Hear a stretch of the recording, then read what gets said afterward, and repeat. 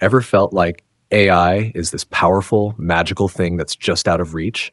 What if I told you that using AI in your code is more about the right tools and mindset than being a genius? In this lesson, we're going to demystify AI coding by setting up our environment, talking about the right approach, and writing our very first AI-assisted code.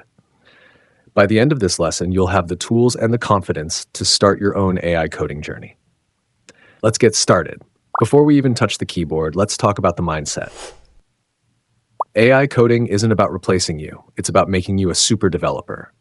Think of the AI as your pair programmer. It's there to handle the tedious stuff, find bugs, and suggest solutions so you can focus on the big picture logic.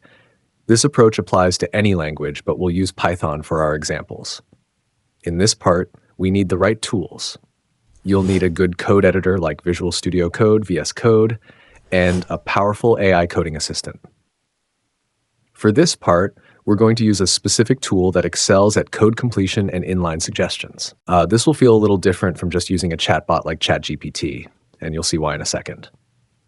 In this part, our project is simple. Create a Python script that asks for a user's name and prints a personalized greeting. This seems basic, but we'll let the AI do the heavy lifting to show its power. We'll start by creating a new file. Okay, here's our first prompt. I'll write a Python function called greetUser that takes a string name and returns a personalized greeting. Look at that. The AI immediately suggests the code we need. This function greetUser is a great starting point. This is a basic example, but it shows the potential. Now, a word of caution. AI isn't perfect. In this part, we will review 2 traps to avoid and a best practice to adopt. Trap number 1, blind trust. Never copy and paste code without understanding it. The AI can generate code with bugs, security vulnerabilities, or simply code that doesn't fit your project. Always read and verify the code it gives you. Trap number 2, vague prompts.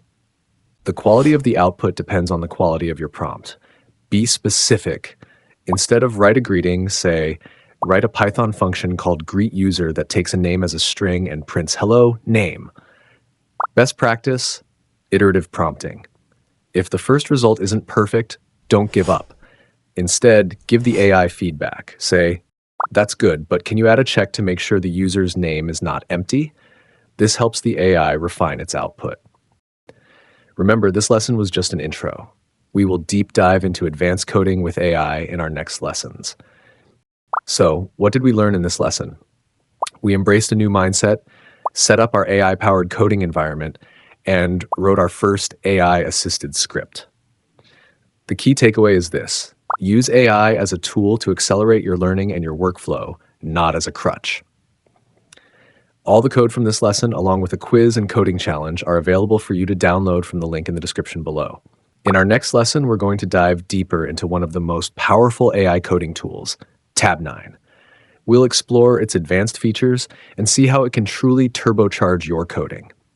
If you found this lesson helpful, please give it a like, share it with your friends, and leave a comment below with your thoughts.